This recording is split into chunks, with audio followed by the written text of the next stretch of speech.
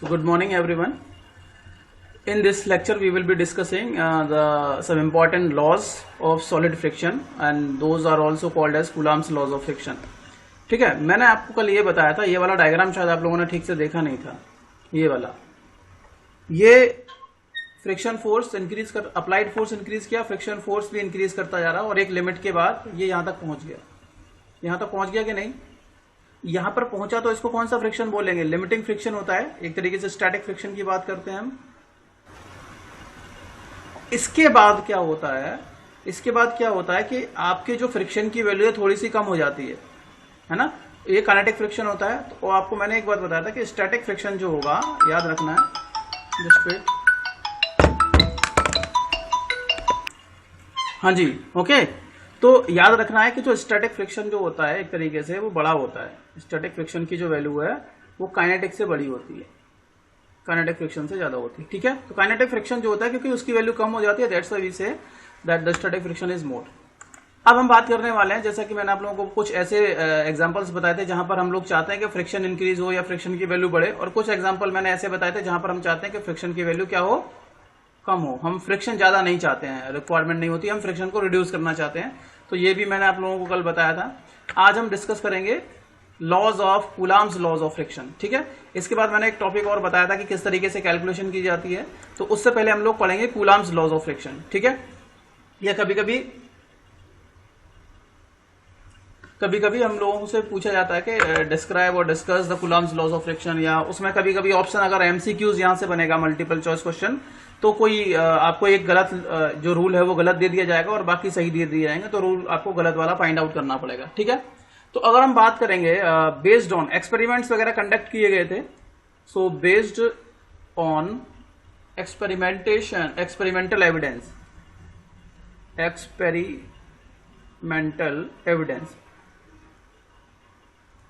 Evidence following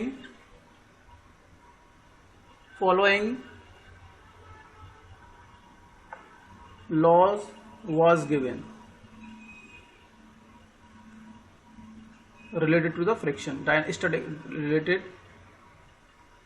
related to the solid friction।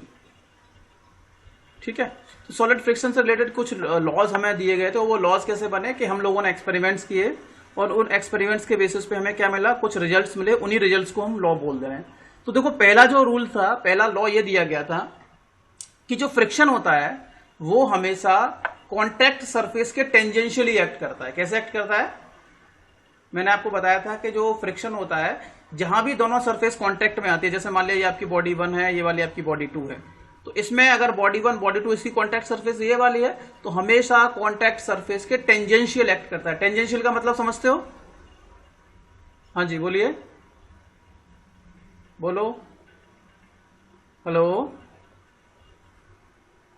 तो ये जो एक्सपेरिमेंटल एविडेंस में ये देखा गया कि जो आपका फ्रिक्शन होता है वो tangential to the surface, it acts, friction acts tangential to the contact surface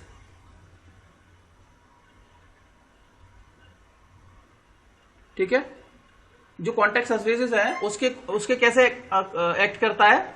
tangentially act करता है, और कहां एक्ट करता है? Opposite to the, and opposite to the, बोलो कहां पे?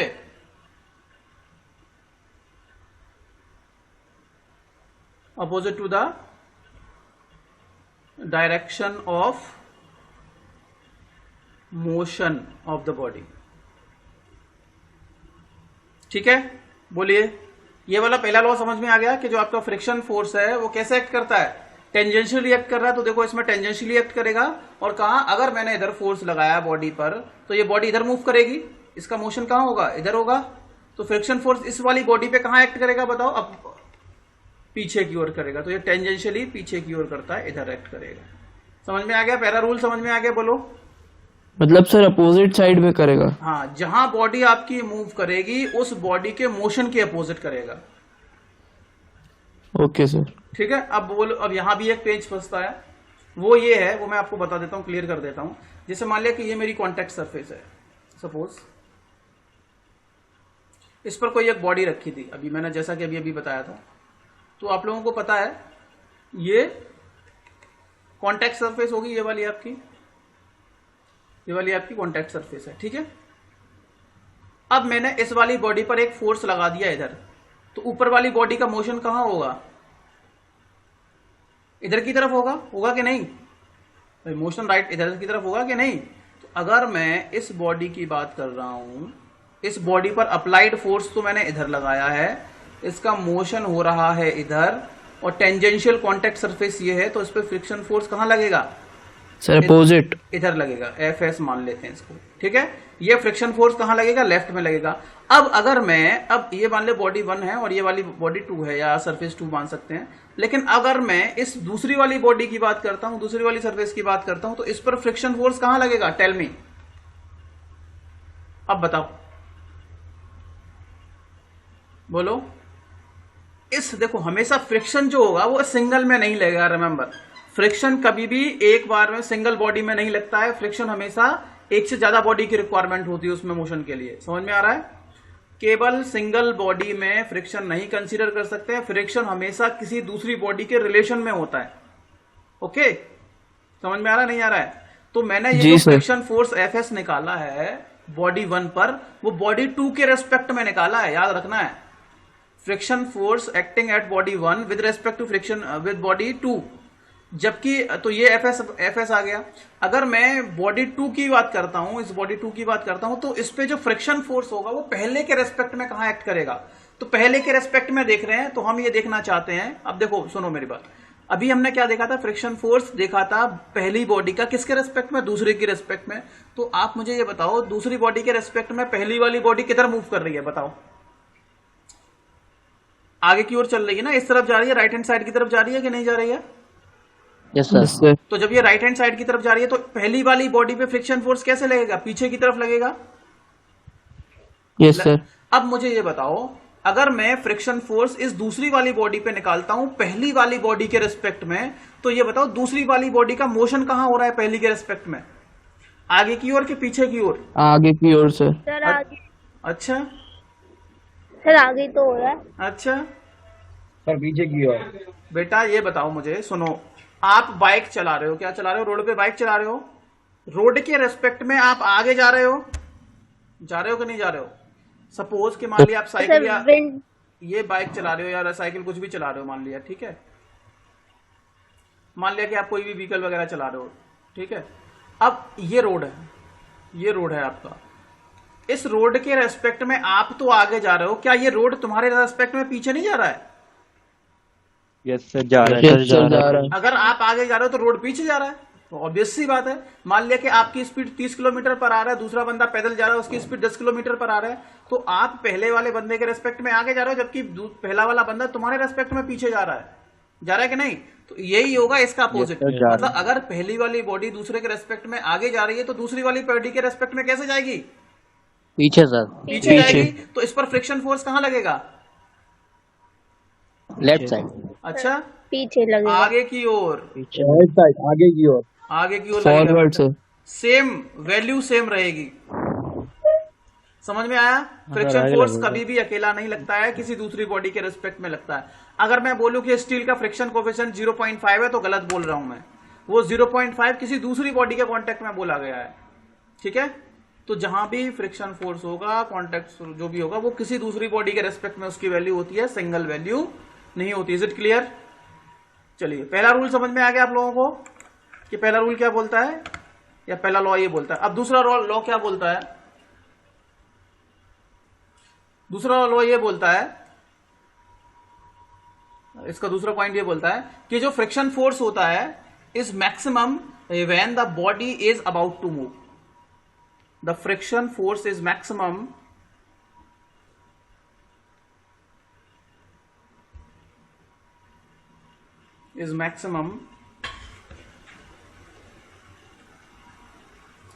when the body is about to move, or impending motion.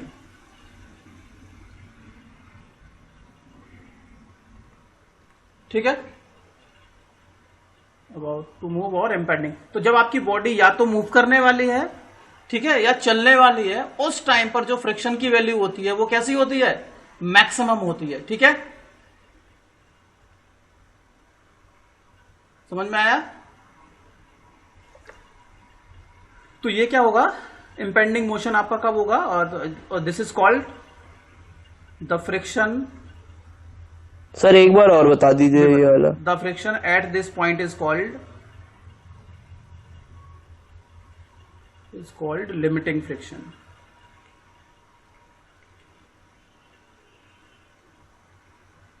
देखो होता यह है कि जब आप फ्रिक्शन, जैसे ही आप फोर्स अप्लाई करना स्टार्ट करते हैं, तो फ्रिक्शन फोर्स की वैल्यू 0 से लेकर के मैक्सिमम तक जाती है।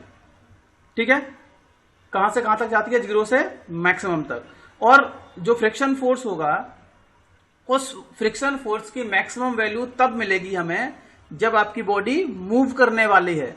ठीक है, जब आपकी बॉडी क्या होती है, मूव करने वाली है, और इस टाइम पे जो फ्रिक्शन होता है उसको हम क्या बोलते हैं, लिमिटिंग फ्रिक्शन। जैसा कि मैंने आपको लास्ट वाले लेक्चर में बताया था, प्रीवियस लेक्चर में मैंने आपको बताया था, एक डायग्राम बताया था कि धीरे धीरे करके जैसे आप अप्लाइड फोर्स बढ़ाते जाएंगे, फ्रिक्शन फोर्स की वैल्यू बढ़ती जाएगी और एक लिमिट तक वो मैक्सिमम पहुंच जाएगी। इस टाइम पे जो फ्रिक्शन होता है उसको हम लिमिटिंग फ्रिक्शन बोलते हैं। चाहे तो आप इस वाले लेक्चर में, इसमें देख सकते हो, मैंने आपको एक वो भी बताया था स्टार्ट में डायग्राम। ये बताना है कि पहले फ्रिक्शन अप्लाइड फोर्स 10, तो फ्रिक्शन फोर्स 10, अप्लाइड फोर्स 40 हुआ, फ्रिक्शन फोर्स 40 हुआ, अप्लाइड फोर्स 80 हुआ, फ्रिक्शन फोर्स 80 हुआ। तो आपने देखा कि ये फोर्स बढ़ रहा है तो फ्रिक्शन फोर्स भी बढ़ रहा है। और एक टाइम तक जब आपने अप्लाइड फोर्स 100 के आसपास रखा, तो आपकी बॉडी अब क्या करने वाली है, मूव करने वाली है, अबाउट टू मूव। तो ये जो फ्रिक्शन है, जब आपकी बॉडी मूव करने वाली है, वो लिमिटिंग फ्रिक्शन होता है। ठीक है, तो फ्रिक्शन फोर्स की वैल्यू 0 से मैक्सिमम तक पहुंचती है, और मैक्सिमम तक कब पहुंचेगी, उस कंडीशन को हम बोलते हैं लिमिटिंग फ्रिक्शन, जब आपकी बॉडी मूव नहीं की है, मूव करने वाली है। समझ में आया? चलिए अगला पॉइंट ये बोलता है, Yes, sir.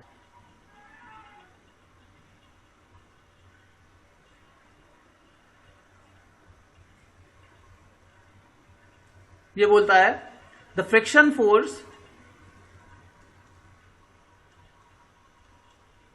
is directly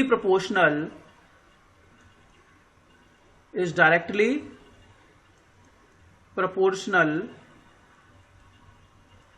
to the normal reaction at the contact surface। Sir perpendicular भी तो होगा। हाँ जी, सर प्रोपोर्शनल के साथ में सर परपेंडिकुलर भी तो होगा। बेटा नॉर्मल ना मेरी बात सुनो, हाँ वो बात आपकी अलग है, वो क्या है, लेकिन मैंने ये बोला है कि वो डिपेंड इस बात पे भी करता है कि कॉन्टेक्ट सरफेसेस आपकी कैसी हैं। परपेंडिकुलर भी होता है, गुड, ये भी है, परपेंडिकुलर डायरेक्शन में एक्ट करता है। लेकिन एक बात मैं आपको ये बता रहा हूँ कि जो फ्रिक्शन फोर्स है, अभी हमें ये नहीं पता परपेंडिकुलर है कैसे, लेकिन मैंने ये बोला है आपका जो फ्रिक्शन फोर्स होगा वो डायरेक्टली प्रोपोर्शनल होगा नॉर्मल रिएक्शन। नॉर्मल रिएक्शन जो आपकी है, उस नॉर्मल रिएक्शन के डायरेक्टली प्रोपोर्शनल होता है आपका क्या, फ्रिक्शन फोर्स। ठीक है, ये स्टेटमेंट है। अब अगर मैं इस स्टेटमेंट को, मैं इससे आपका डायरेक्ट फॉर्मूला निकलेगा, उसको हम आगे बताएंगे कि फ्रिक्शन कैलकुलेट कैसे किया जाता है। ये कैलकुलेशन के लिए इंपॉर्टेंट है कि फ्रिक्शन की वैल्यू कैलकुलेट कैसे की जाएगी, है ना, मैक्सिमम वैल्यू। याद रखना जो फॉर्मूला है वो लिमिटिंग फ्रिक्शन की वैल्यू देगा। किसकी वैल्यू देगा, लिमिटिंग फ्रिक्शन। जो फॉर्मूला हम लोग निकालेंगे वो लिमिटिंग फ्रिक्शन के केस में निकालेंगे, ना कि आपकी स्टार्टिंग कंडीशन में। वो आपकी बात बाद में करेंगे। अगला जो पॉइंट है, अगला जो लॉ है इसमें दिया गया कि वो जो फ्रिक्शन फोर्स है या जो लिमिटिंग फ्रिक्शन है, वो आपका जो एरिया होता है और शेप जो होती है उस पर डिपेंड नहीं करता है। ठीक है, लिमिटिंग फ्रिक्शन, ये जो भी चीज है वो लिमिटिंग फ्रिक्शन की बात करते हैं हम। लिमिटिंग फ्रिक्शन, ये इसको लिमिटिंग फ्रिक्शन की बात कर लेते हैं हम। लिमिटिंग फ्रिक्शन है ना, limiting friction force is direct, जो भी हम बात कर रहे हैं फ्रिक्शन की, वो लिमिटिंग की बात कर रहे हैं। The limiting friction force does not depend upon the area and shape of the contact surface.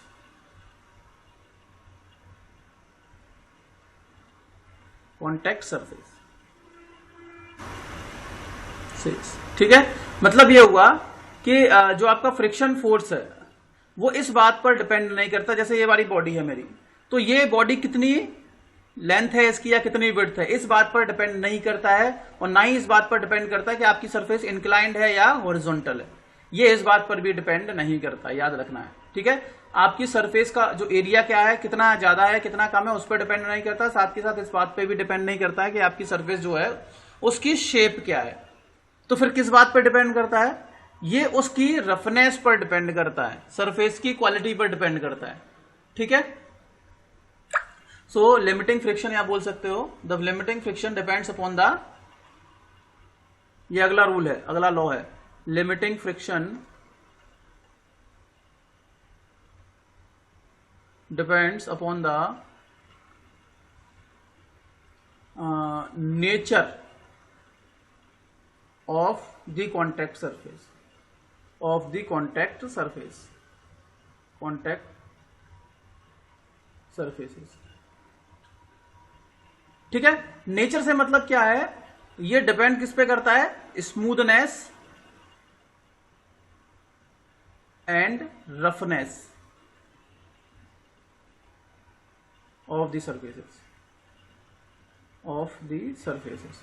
तो जो आपकी कॉन्टैक्ट सरफेसेस हैं वो कॉन्टैक्ट सरफेस आपकी स्मूथ है या रफ है, उस बात पर डिपेंड करता है, इस बात पर डिपेंड नहीं करता कि उसका एरिया ज्यादा है या कम है, it doesn't depend upon that करेगा, बाकी किसी और चीज पर डिपेंड नहीं करेगा। Is it clear?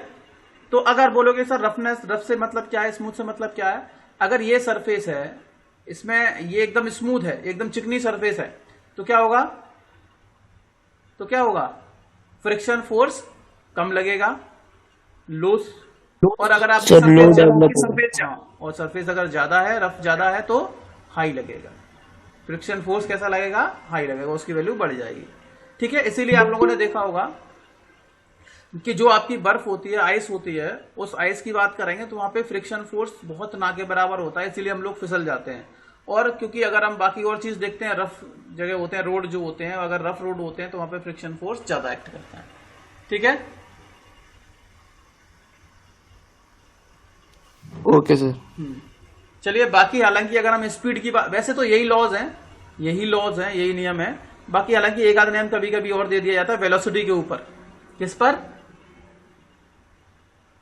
वेलोसिटी। अगर हम लो, ये बात करते हैं एट लो वेलोसिटी, डेफिनेशन क्या होगी किसकी, वेलोसिटी की अगर देखी जाए तो? Velocity you can say it the rate, change in displacement, या बोल सकते हो change in distance, displacement per unit time, rate of change of displacement बोल सकते हो, rate of change of displacement, किस रेट से आप डिस्प्लेस हो रहे हो, वही सारी चीजें हैं, वेलोसिटी की डेफिनेशन यही है, ठीक है। हम बोलते हैं v इक्वल्स टू क्या होता है, ds अपॉन dt होता है ना, एज डिस्प्लेसमेंट होता है, तो change in displacement upon time, that is called the velocity, कि आप कितनी डिस्टेंस कितने टाइम में कवर कर रहे हो, वो आपकी वेलोसिटी होगी।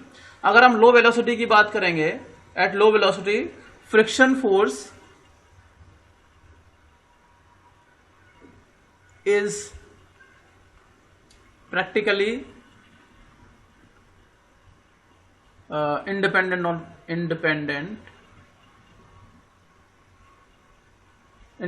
on velocity।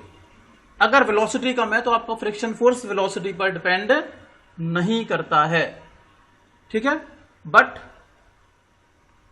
सर ऐसा तो सर काइनेटिक फ्रिक्शन में होता है। हाँ, but when the velocity is high, velocity is high, the value of friction force decreases slightly,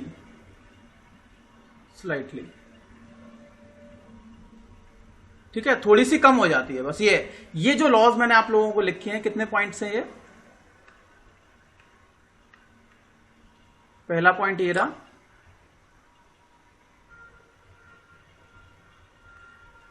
दूसरा पॉइंट ये रहा, तीसरा ये रहा, चौथा ये रहा, fifth one is this and sixth one is this. ये 6 पॉइंट आपके हैं जो आपको लॉज ऑफ फ्रिक्शन में लिखने हैं, लॉज ऑफ स्टैटिक फ्रिक्शन में लिखते हैं अगर पूछा जाता है तो, है ना। यहां से क्वेश्चन आ सकते हैं, तो आपको एटलीस्ट ये सारे लॉज याद होने चाहिए कि what are the various laws of friction. अब मैं आपको बताने वाला था कि किस तरीके से कैलकुलेट करेंगे।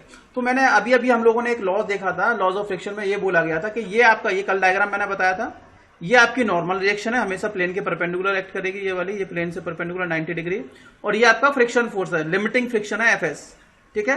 तो क्या बोला गया था कि जो लिमिटिंग फ्रिक्शन होता है, अगर कंडीशन को, अगर हम लॉस की बात करेंगे, अभी हम लोगों ने जो लॉ पढ़े थे, तो लिमिटिंग जो फ्रिक्शन होता है वो कैसा होता है, is directly proportional to what, normal reaction, यही तो होता है, बोलिए।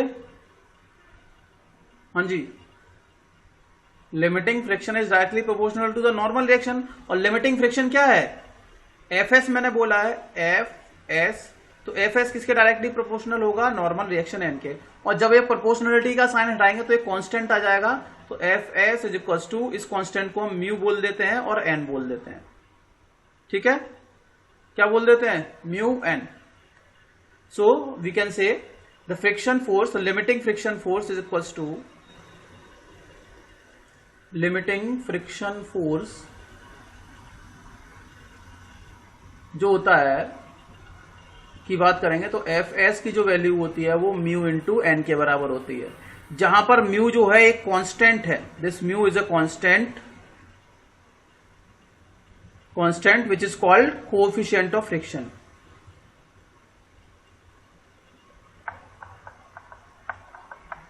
कोएफिशिएंट ऑफ फ्रिक्शन, समझ में आ गया, बोलिए यस।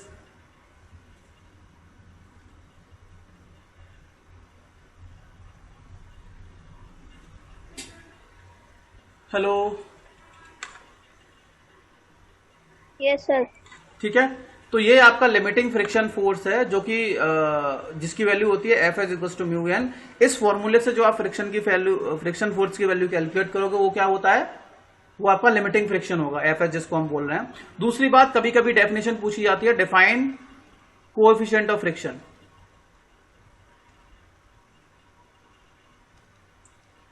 कोएफिशिएंट ऑफ फ्रिक्शन, तो कोएफिशिएंट ऑफ फ्रिक्शन क्या है, इसको हम म्यू तो बोल रहे हैं, दिस इज म्यू। तो ये क्या होता है, अगर मैं यहां से म्यू की वैल्यू निकालूं तो म्यू किसके बराबर होता है, एफ एस अपॉन एन, यही तो होगा, बोलो what is mu, mu is equal to F S upon N, होगा कि नहीं, tell me, is it clear और नॉट, यस सर, यही होगा। अब ये बताओ, ये अगर एफ एस अपॉन है तो एन है, तो क्या आप यहां से म्यू की डेफिनेशन लिख सकते हैं, बोलो। Coefficient of friction, it is defined as the ratio of, it is defined as the ratio of what, limiting friction force, limiting friction force and normal reaction at the contact surface, at the contact surface. क्या आप लिख सकते हो, definition लिख सकते हो coefficient of friction की, बोलो। अगर एफ एस और एन का ही तो रेशियो है, friction force, static, limiting friction force और नॉर्मल रिएक्शन जो है, उन दोनों का जो रेशियो है वही तो है म्यू। ये वाला लिखोगे और ये डायग्राम बना दोगे, बस ये डायग्राम, एक सिंपल सरफेस, इधर एफ एस लगा दोगे, इधर एफ लगा दोगे, इधर एन नॉर्मल रिएक्शन, इधर एम जी लगा दोगे, तो यहां पर आप फ्रिक्शन फोर्स को डिफाइन कर सकते हो। याद रखना है, ये डायग्राम आपको जरूर बनाना है। कौन सा वाला, जो अभी मैं बता रहा हूं, फ्रिक्शन पे रिलेटेड कोई भी क्वेश्चन आएगा, कोई भी चीज आएगी, तो आप ये वाला डायग्राम जरूर बना दिया करें। ये एक सरफेस होगी, ये आपकी बीच में कॉन्टैक्ट सरफेस होगी, इधर एक फोर्स, इधर फोर्स आपने अप्लाई किया एफ, यहां पर फ्रिक्शन फोर्स काम किया जिसकी वैल्यू एफ एस है, इधर बॉडी का वेट जी पे डाउनवर्ड लगेगा, एम जी लगेगा, और ऊपर एक नॉर्मल रिएक्शन होगी, यहां पर एन होगी। बस ये डायग्राम जरूर बनाना है आपको, ठीक है। अब देखो, एफ एस और एन का एक क्या होगा, रिजल्टेंट होगा, मैंने कल बताया था उस दिन, आर, क्यों जी, बोलो। यस सर, और ठीक है, तो अगला जो क्वेश्चन पूछा जाता है वो आता है, what is angle of friction. क्या पूछा जाता है, एंगल ऑफ फ्रिक्शन, ठीक है, जिसको हम फाई से डिनोट करते हैं। किससे डिनोट करते हैं? फाई से। अब एंगल ऑफ फ्रिक्शन क्या होता है? देखो, ये आपका लिमिटिंग फ्रिक्शन फोर्स है कि नहीं, और ये क्या है? नॉर्मल रिएक्शन है। बोलो, बताओ यार, तुम लोग शांत क्यों हो? बोलो ना। Yes sir. ये आपका यस सर।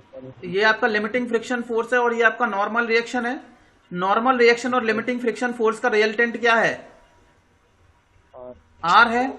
और रिजल्टेंट इन दोनों का जो रिजल्टेंट है वो नॉर्मल रिएक्शन के साथ जो एंगल बना रहा है, नॉर्मल रिएक्शन के साथ जो एंगल बना रहा है वही आपका क्या है? एंगल ऑफ फ्रिक्शन है। समझ में आ गया म्यू? तो अगर मैं आपको इसकी डेफिनेशन बताऊं तो क्या होगी? देखो, अगर ये एफ एस है तो ये भी एफ एस होगा, है ना? इक्वलेंट रहते हैं दोनों, ठीक है। तो अगर एंगल ऑफ फ्रिक्शन की डेफिनेशन क्या है? It is the angle made bye R F S क्या है? एंगल ऑफ फ्रिक्शन क्या है? It is the angle made by the resultant of normal reaction and limiting friction with the normal reaction. तो जो normal reaction और limiting friction force जो है, उन दोनों का रिजल्टेंट जो है आर, वो आपका डेफिनेशन एक बार रिपीट कर दीजिए। बेटा दोबारा से बता रहा हूं, है ना। नॉर्मल रिएक्शन और लिमिटिंग फ्रिक्शन फोर्स का रिजल्टेंट जो आर है, वो नॉर्मल रिएक्शन के साथ जो एंगल बनाएगा उसको हम क्या बोलते हैं? Angle of friction. दोबारा से बोल देता हूं, angle of friction is the angle made by the resultant of normal reaction and friction force with the normal reaction. तो नॉर्मल रिएक्शन और फ्रिक्शन फोर्स जो है, limiting friction force, normal reaction, इन दोनों का रिजल्टेंट जो नॉर्मल रिएक्शन के साथ एंगल बना रहा है वो आपका क्या है? Angle of friction. तो आपको डेफिनेशन लिख सकते हो, it is the angle made by the resultant of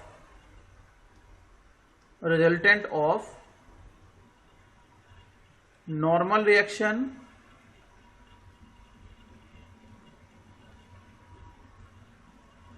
and limiting friction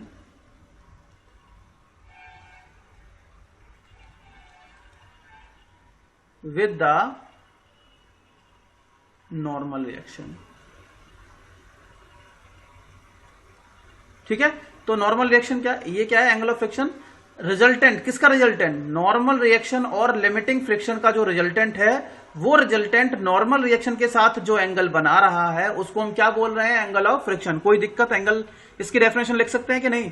clearly visualise है इस डायग्राम से। ये डायग्राम आपको बनाना है एंगल ऑफ फ्रिक्शन का, ठीक है।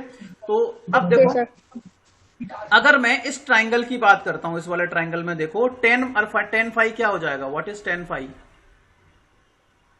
इसको डिनोट किससे करते हैं हम? फाई से डिनोट करते हैं ना। टेन फाई क्या हो जाएगा? बताओ इस ट्राइंगल में, बताओ टेन फाई क्या हो जाएगा?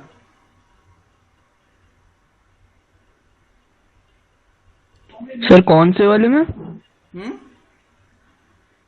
कौन से वाले ट्राइंगल में सर? ये वाला ट्राइंगल, ये जो बन रहा है, ये ऊपर एन, ये आर, और ये वाला बन रहा है, ये जी जो है, ये सी जी है ना, जी, ये जो एन आर जी, ये वाला जो बन रहा है ट्राइंगल, इसमें टेन फाई क्या होता है?